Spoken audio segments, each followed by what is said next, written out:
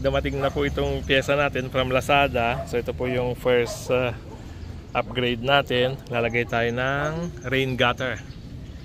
Itong nabili ko po parang hindi siya tugma, pero parang kaya namang gawan ng paraan. So parang hinala ko po ito pang sa luma. Kasi kung tinitignan ko, hindi siya nagmamatch.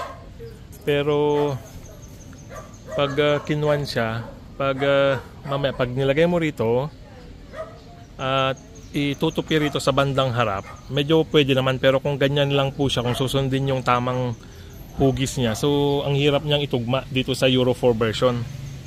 So pag hinabol naman sa likod, dito naman sa harap hindi tumutugma, so lumalayo siya. So pakita ko po sa inyo mamaya kung paano nagawan ng paraan, kasi flexible naman po itong plastic, so kaya siyang isunod sa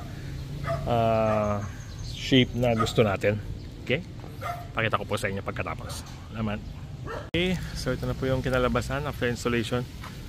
So pumede naman po siya, pero parang talagang hindi siya lapad, pero nagawa naman ng paraan.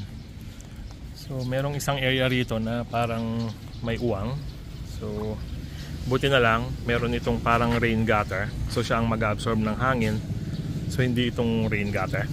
Okay, itsura sa driver side. Ito naman po sa passenger side.